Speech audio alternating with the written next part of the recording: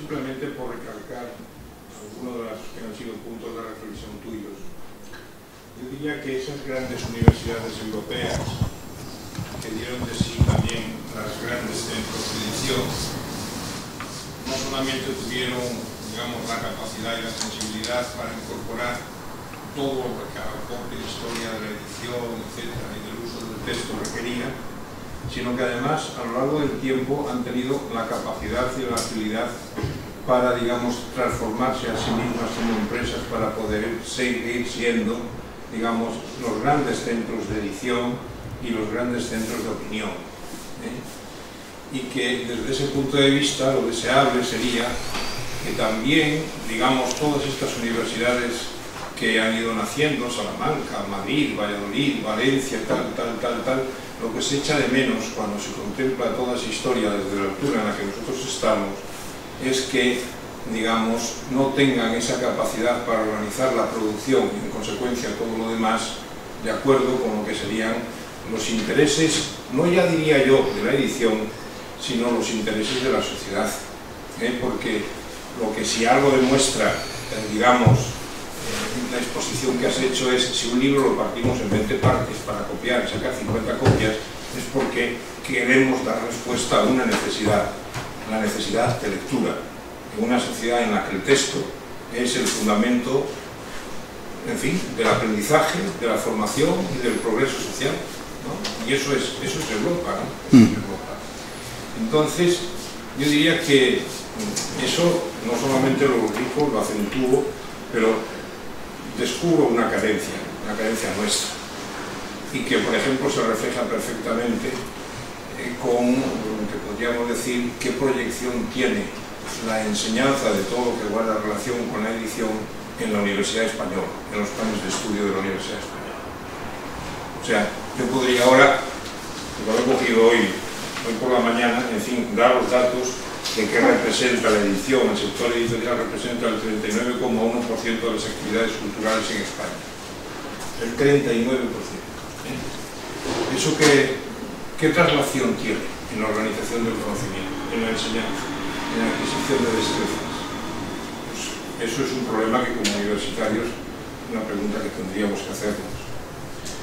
Después hay otra cosa que yo sí que creo que habría que subrayar, y es que precisamente si algo también ha hecho la historia de la edición, digamos, si algo pone de relieve, es que además de producir textos, siempre ha ido generando los tipos de textos que necesitaba para que los textos pudieran ser controlados.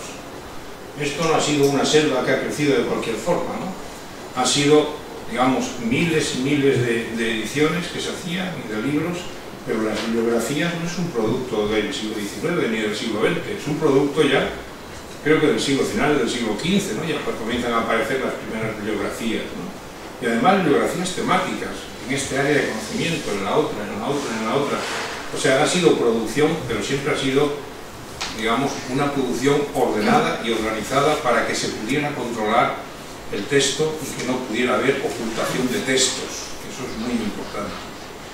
Y después, la otra cosa que, bueno, puestos a acentuar lo que de cierto modo has sugerido, es que el propio concepto de propiedad intelectual, has citado el libro de Diderot, podríamos citar el de Kant también en defensa de la propiedad intelectual, es una idea ilustrada y que a veces, no sé, oyes determinadas cosas en los centros de educación superior que dices, pero este señor se habrá dado cuenta de que es preferible que un autor pueda vivir del fruto de su trabajo que de que un mecenas le quiera dejar y pagar para que escriba, y que la sociedad parece ser que tomó la decisión de queremos ser una sociedad en la que, digamos, la producción intelectual, el escribir, sea considerado un trabajo y no, digamos, una afición o un lujo que luego va de corte en corte siendo objeto de distinciones prebendas.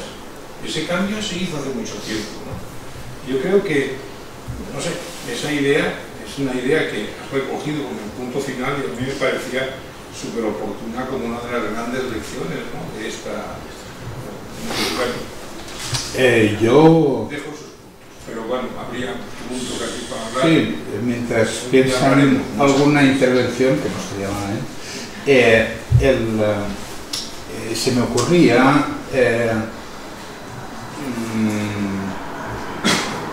para hablar de la finalidad de este curso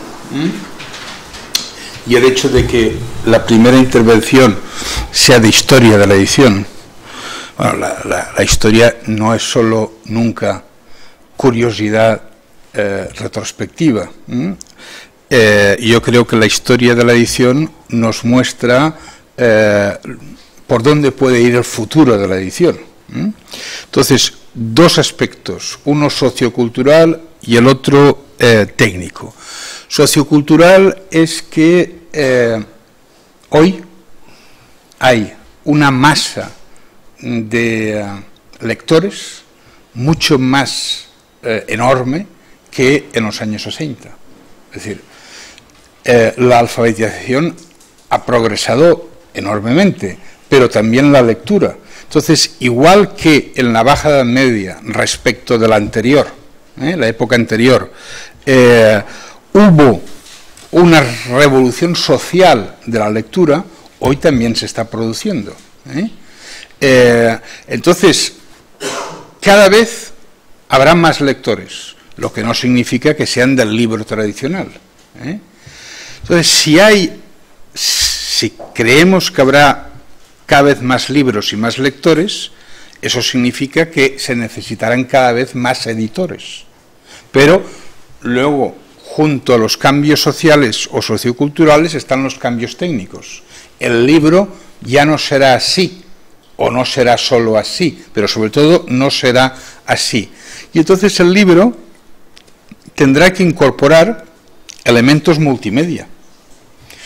Es imposible publicar un libro de botánica sin reproducir imágenes de las plantas y a todo color y con una perfección absoluta.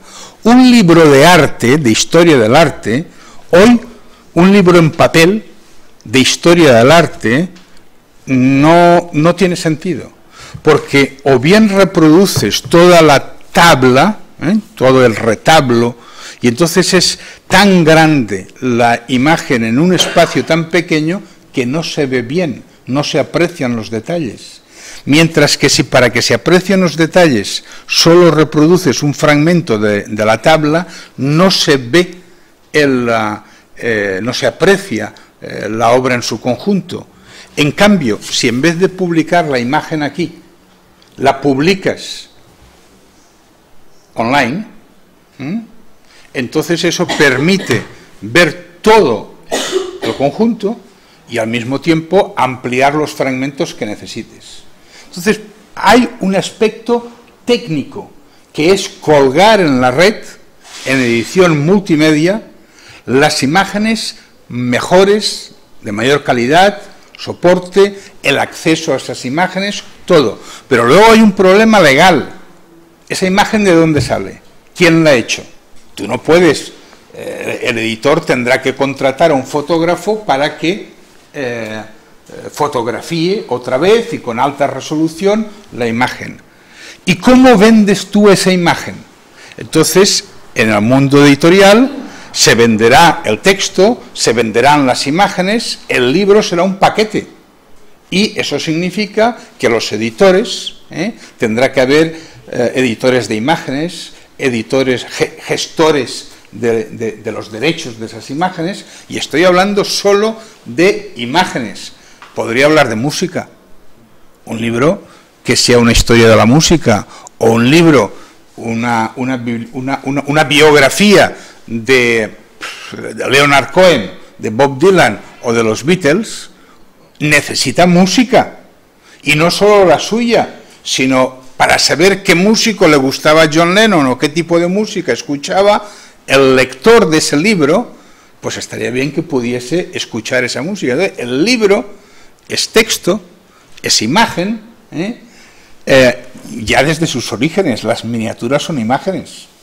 Por lo tanto, el libro, nunca, el editor no era solo editor de texto, estaba el miniaturista que iluminaba el libro. Hoy tenemos la posibilidad técnica de incorporar también no solo las fotos, sino la imagen en movimiento, cine. Podemos incorporar la música. Entonces, el libro se hace más complejo. Entonces, los editores no os vais a quedar sin trabajo, sino todo lo contrario. Cada vez se necesitará mayor especialización en distintas fases, aspectos, apartados de la industria editorial. Y el que más sepa del conjunto, es decir, el que sepa de esto, sepa de lo otro, tenga una idea estratégica, una idea global, será el editor jefe o será el director, será lo que sea, y los otros serán altos técnicos especializados en diversas fases de la... Luego estará el gabinete jurídico por los problemas de propiedad intelectual, derechos de autor, porque los libros se podrán vender a trozos. A lo mejor uno no le interesa todo el libro, sino el capítulo de ese libro que trata sobre un aspecto determinado y querrá comprar solo esa parte del libro, o querrá comprar el libro con imágenes o sin, con música o sin. Y entonces el editor, en esta parte los comerciales, los de marketing, los de... En fin, tendrán que dar respuesta a esos retos, a esos desafíos, a esos intereses. Por lo tanto, lo que nos enseña la historia es la continua innovación de esta industria editorial. Surgían nuevos retos e inmediatamente surgían soluciones para esos retos. Por lo tanto, los retos son buenos. La edición no se paralizó nunca porque se le planteaban nuevos desafíos, los iba tratando, no digo resolviendo, abordando, y se iba desarrollando, se iba haciendo más compleja.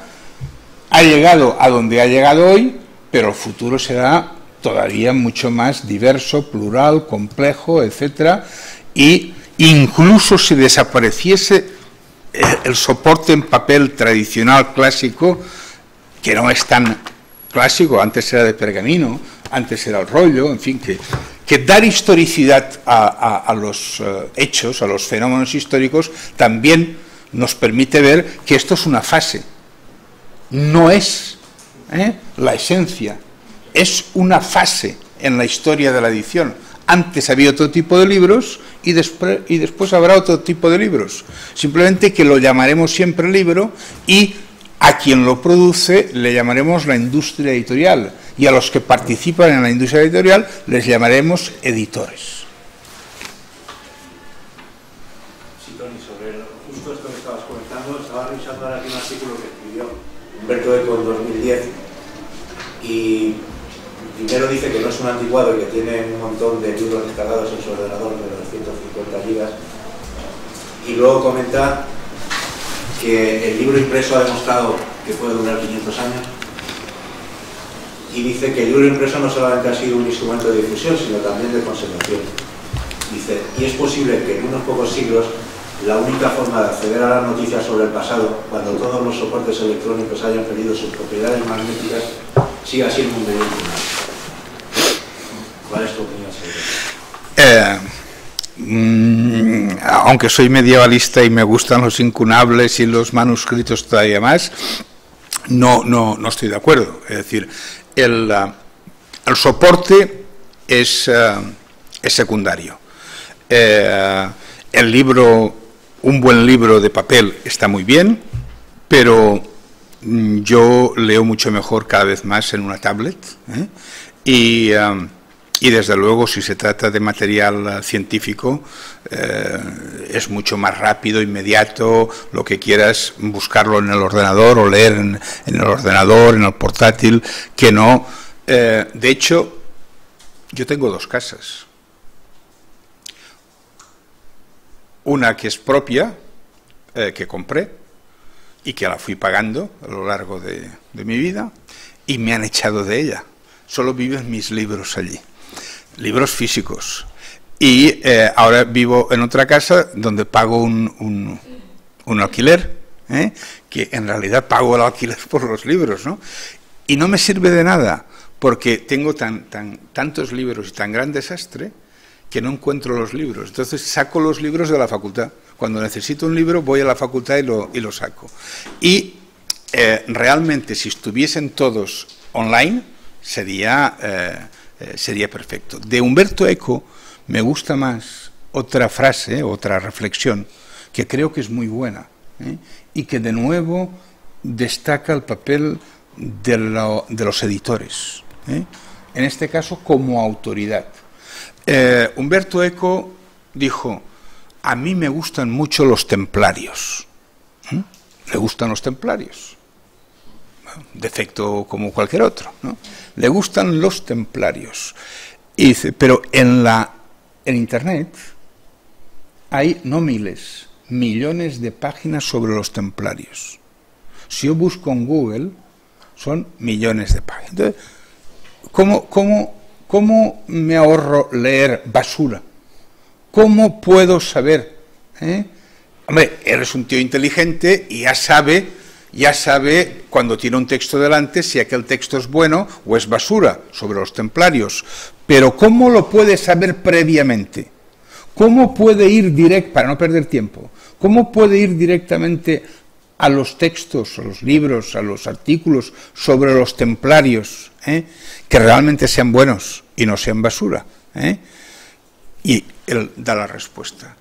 ¿Quién lo ha publicado? No el autor, que no los puede conocer, sino quién está detrás de esa publicación.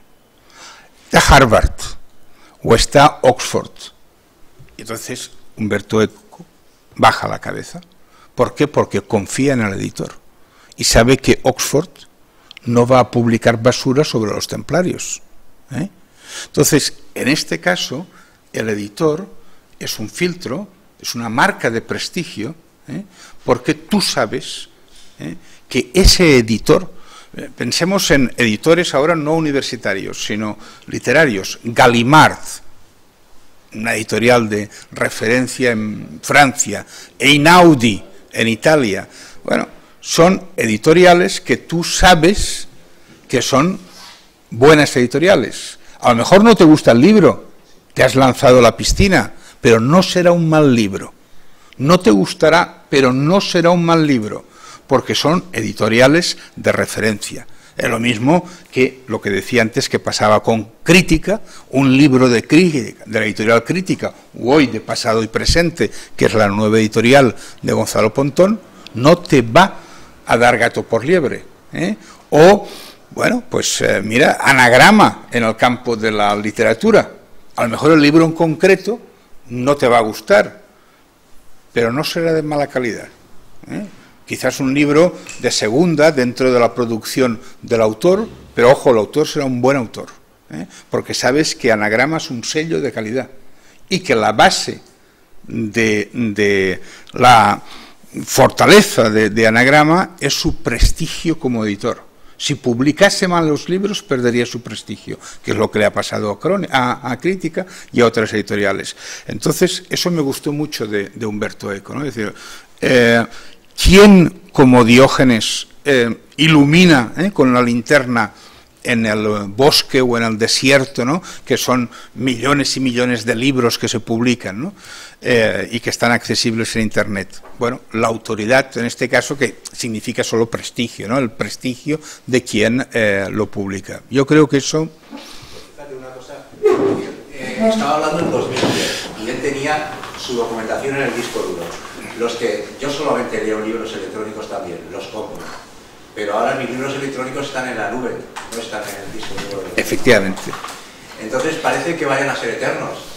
Entonces los vayamos a tener siempre porque los tenemos en la nube, porque los tenemos en un formato electrónico. Entonces Umberto Eco lo que dice, ya nadie tiene un disco flexible, el vídeo 2000 fue sustituido por el VHS aunque era mejor, las cosas ya no son compatibles. Sí, el único que ha demostrado que dura 500 euros y 500 es verdad, pero los portátiles o las tablets ya no tienen ni CD, disquetera, ya no hay. Pero bueno, aunque migren los formatos, en fin, la información también va cambiando, es decir, tú te la vas cambiando, ¿no? O sea que está bien como elemento de reflexión, pero a mí no me preocupa. De todos modos, vamos a vivir durante mucho tiempo, yo creo,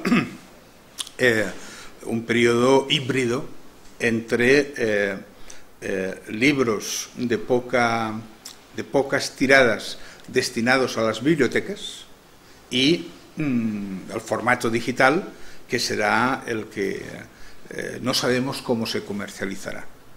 Pero tenemos ejemplos, tenemos ejemplos de por dónde pueden ir los tiros. Lo que está pasando con la música y que pronto pasará con el cine, yo creo que pasará con el libro. Es decir, la música hoy se puede acceder a ella en streaming, pagando o gratuitamente. Gratuitamente significa publicidad. Spotify, pues tú te descargas, no descargas, escuchas toda la música que quieres, ¿no? Pronto vendrá la posibilidad de hacer lo mismo con las películas, ¿no? Pero es que yo creo que los libros será lo mismo, porque quienes han creado Spotify son las empresas discográficas. Entonces, si las editoriales hacen lo mismo, habrá consumidores individuales e institucionales. Por ejemplo, la Universidad Jaime I o la Universidad de Valencia, pues podrían comprar para todo su personal, profesores y estudiantes, pues el acceso a determinados proveedores, por decirlo así, ¿no? Y entonces, bueno, mientras tú seas estudiante o seas profesor de esa universidad, tienes unos códigos para poder acceder, bueno, pues a todo aquello que la universidad está suscrita, ¿no? Y en el campo de la edición no académica, de literatura o entretenimiento, pues pagando unos cánones, unas suscripciones, o aguantando la publicidad. No te podrás descargar el libro, pero lo podrás leer online como escuchas la música. Sí. No, la música, desde luego, marca lo que estaba comentando. En 2014 ha sido el primer año que ha subido las ventas de música respecto a 2013. Ha subido las ventas y los ingresos. Incluyendo el streaming. Pero además del streaming, un fenómeno curioso, que se vuelve al LP. No sé si volveremos al cable, ¿no? Yo creo que la observación de Umberto Eco de los 500 años, en el fondo lo que esconde es la otra gran enseñanza de la historia de la edición, que es se abre un nuevo campo de conocimiento, la edición lo prohija y adelante, a darlo a conocer. No solo a darlo a conocer, crea a la vez el sistema de calidad, que es lo que estabas tú diciendo, sí. En virtud de lo cual se pueden producir. ¿Qué diferencia existe entre una gran revista, por ejemplo, de química, biología y el repositorio, como se llama eso, de la Universidad de Valencia?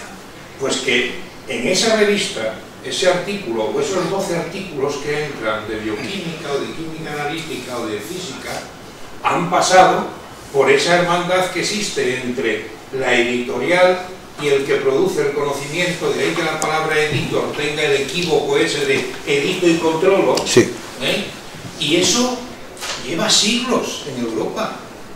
A mí lo que me asusta a veces es la frivolidad con la que eso se pretende sustituir. Que haces vicerrector de cultura, pones un repositorio y dices, ya está todo solucionado. Es mentira. No se soluciona nada.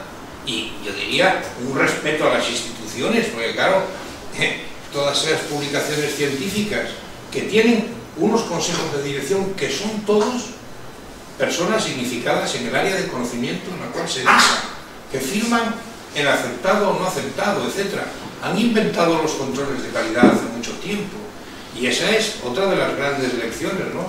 La edición siempre ha ido en paralelo a la producción de conocimiento y aceptando que los controles de lo que se difunde ha pasado por lo que es, digamos, el control del que produce el conocimiento. Esa es la gran relación entre la universidad y la edición.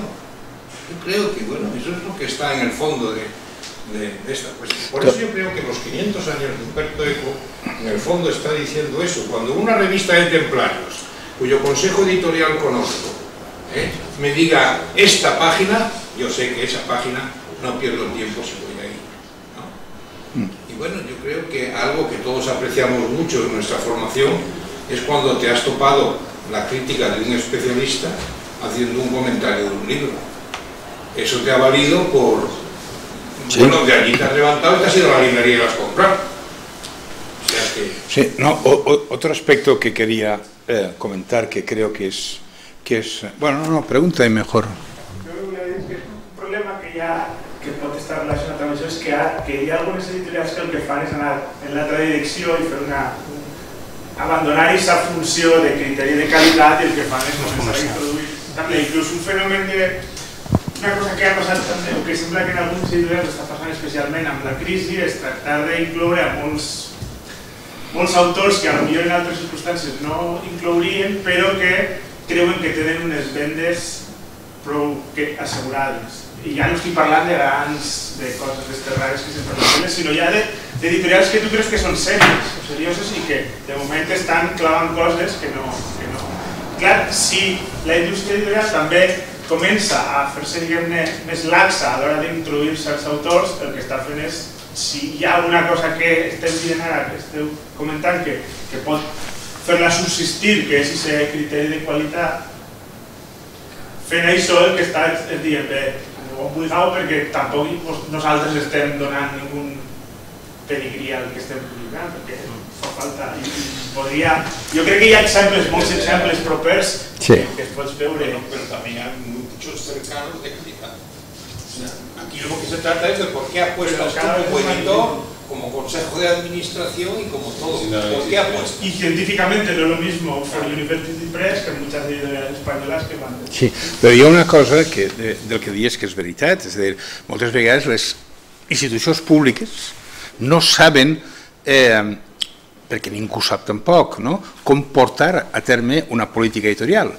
I en aquest sentit, la Direcció General del Llibre, no sols en la Generalitat Valenciana, sinó en Catalunya o en altres, per exemple, donava unes ajudes, ara crec que ja no les dona per la qüestió de la crisi, el que sigui, però donava unes ajudes a l'edició, per a fer llibres. I hi havia empreses que generalment eren impremtes, impremtes que no són editorials, sinó que necessiten faena. I llavors buscaven un llibre, no importava de què, per a que la Direcció General del Llibre el pagara, i a la impremta li donava igual que es venguera o no, perquè no eren editors, eren impressors, i ja guanyaven prou fabricant el llibre, imprimint-lo, i després cobrant de la Generalitat.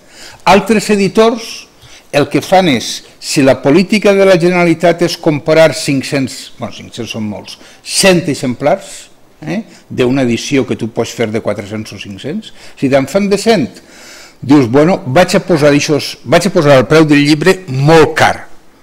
No me'l comprarà ningú, perquè és tan car que no me'l comprarà ningú. Però justament perquè és tan car, els 100 llibres que me compra la Generalitat ja me justifica i ja me fa tot. No, dic que efectivament... També ho fan ara, també, editorials anglosaxones potents que veuen que de l'àmbit acadèmic, que veuen que la gran venda per a ells serà les biblioteques universitàries. I potser el llibre és a $100. Sí, té raó. Després ja la segona edició, potser si veuen que la cosa va bé... Sí, el hardback és per a les llibreries, les biblioteques, perdó, i el paperback és per als, en fi, els humans, no? Però després hi ha una altra cosa que volia dir, que és el tema de la pluralitat i la diversitat. És molt important, és molt important. És a dir, hi ha moltes editorials que publiquen basura, però són necessàries. Igual com de vegades hem discutit si seria millor totes les editorials universitàries publicar conjuntament i d'allò, tots els seus pros i els seus contres, perquè si tu reduïsses el paisatge editorial, si n'hi hagués menys editorials, tindries un doble problema de censura ideològica i de censura econòmica. És a dir, els llibres, si les editorials públiques depengueren totes del partit en el poder i aquest partit en el poder estagueren totes les administracions, estatal, autonòmica, provincial, la Diputació i local, o sigui, les 4, potser determinats llibres no podrien eixir mai, perquè al partit que controlara les 4 administracions no li interessara. Però de la mateixa manera, la censura econòmica pot vindre per un llibre, en aquest cas de literatura, molt experimental, molt difícil de vendre, o poesia, per exemple, més difícil, i que ningú vol publicar-lo. Ningú vol publicar-lo, no és que no guanya diners, és que vaig a perdre'n. En canvi, si el paisatge editorial és divers, és plural, sempre n'hi ha un loco que diu, bueno, vaig a provar això, no? Vaig a publicar este llibre de poemes perquè és bo, perquè m'agrada, per lo que siga. O, en el cas de les editorials universitàries, doncs mira, potser entre les 70 n'hi ha moltes que publiquen el que publiquen, però no està mal la diversitat. Si per exemple diguem, no, tots anem a publicar el mateix manual d'història medieval. Collins, i qui és l'autor d'aquest manual? Potser val la pena que, mira, una certa versió, i no penseu que la història és l'única ciència que no és objectiva. Ninguna ciència és objectiva. Això queda molt clar quan la física ha viscut 3 segles amb les teories de Newton i han funcionat molt bé. Però el dia que aparegué Einstein, Newton i totes les seues teories passaren a millor vida. I en canvi, el que es va poder fer en la física de Newton van ser moltes coses. El que vull dir és que tingueu en compte que els canvis de paradigmes científics no solament són propis de la història o de les humanitats, sinó de les ciències dures o pures també. En aquest sentit, el que vull dir és, si les editorials publicaren només un sol manual de cada cosa, perquè estan totes corporativitzades o treballant conjuntament, n'hi hauria una visió que s'imposaria sobre les altres que no tindrien veu. Per tant, al contrari del que es diu moltes vegades, la diversitat, la pluralitat, la fragmentació, tot això no és roïn. És preferible tindre moltes editorials que tindre només el grup Planeta. I no dic que el grup Planeta no faci coses bones, simplement que no podem dependre només d'un gran grup editorial. En aquest sentit, jo crec que tot el que siga concentració editorial, concentració dels imperis, creació de grans imperis de la comunicació, tot això no deixarà d'exercir una certa censura econòmica, com a mínim, i a poc també ideològica, en tots els sentits. I vos recorde que la cultura occidental, la cultura europea, ha nascut de la competència entre ciutats i entre estats. Per què Europa, i no vull fer ara un cant al miracle europeu, però per què Europa, que ni tan sols és un continent, és la punta del continent euroasiàtic, per què Europa tan menuda s'avança més que Xina, que era un gran imperi? Perquè en Xina hi havia una centralització, hi havia un despotisme, i en Europa, on efectivament estava l'Església i tot el que representava, hi havia molts estats, moltíssims estats, en lluita contínua, no sols militar, en guerres, sinó política, econòmica i cultural. I això està també darrere de la prosperitat d'una indústria editorial que no s'ha donat en altres parts del món. Edició no vol dir impressió. Imprimir un llibre no és editar un llibre. i publicar el llibre tampoc és imprimir-lo. Jo moltes vegades la broma que gastàvem en la universitat era parlar de, en comptes de dir publicacions universitàries, dir clandestinitats universitàries, perquè els llibres universitaris eren clandestins, no es publicaven. Publicar vol dir fer públic, i en moltes editorials s'imprimien, però després tota l'edició, tot el tiratge, es quedava en els magatzems de la universitat. Tot el món tenia molta pressa en publicar el llibre, primer els autors, però després aquests llibres ningú es preocupava de difondre'ls, de distribuir-los, de comercialitzar-los, i això també és edició. Tu no pots produir el llibre i s'ha acabat. L'edició no sols és producció, fabricació. Després està la part de la distribució, de la comercialització. Bueno, el curs ja parla de tot això. 10 minutos de descanso. Muy bien. Estupendo.